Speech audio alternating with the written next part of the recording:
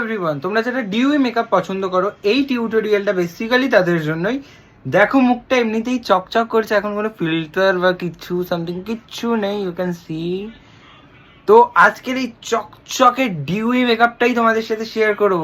Stay tuned. Skin preparation যত better ভাবে করবে মেকআপ ততটাই কিন্তু ডিউই লাগবে। স্কিন দেখো অলরেডি আমার চকচক চকচক করছে, খুব সুন্দর একটা, আমি নিজের স্কিনের প্রেমে পড়ে যাচ্ছি। অ্যাক্টিভ অ্যাকনি রয়েছে যেগুলো তোমরা ভিজিবল হচ্ছে আই থিঙ্ক ক্যামেরার মধ্যে দেখতে পাচ্ছ। তো অনলি আমি সেই পোর্শনগুলোতেই কিন্তু করলাম কালার কারেক্টিংয়ের জন্য। যতটা কম পারবে ওভার প্রোডাক্ট করবে না ডিউই মেকআপের ক্ষেত্রে। ওভার বেস করে দিলেই সেটা ডিউই মেকআপ থাকবে না। ফাউন্ডেশন ইউজ করার সময় সবসময় ইমালসিফাই করে নেবে লাইক দ্যাট। অল ওভার ফেসের মধ্যে কিন্তু তোমরা দেখে নাও ভীষণ অল্প পরিমাণে আমি ফাউন্ডেশন দিয়েছি। হাইলাইট পোর্শনগুলোতে হাইলাইট করে নিয়েছি আন্ডার আইতে। এবার যেটা বলার, এখনো পর্যন্ত এখানে কোনো রকমের হাইলাইটার ইউজ করা হয়নি। ওভার পাউডার কিন্তু দেব না, ওভার পাউডার দিলে এই ডিউইনেসটা চলে যাবে। মিনিমাল পাউডার দিয়ে ব্রাশ দিয়ে অবশ্যই সেট করব।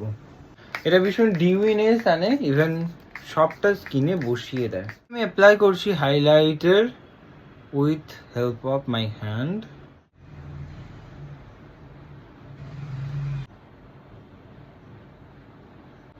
তো এবার আই মেকআপটা করে আসি।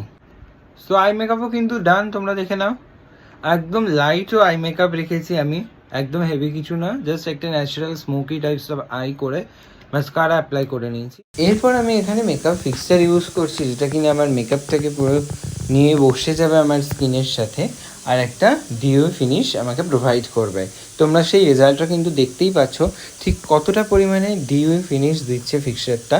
তো এই হচ্ছিল রেজাল্ট। মেকআপটা এরকমভাবেই ডিউই চকচকে করেছে।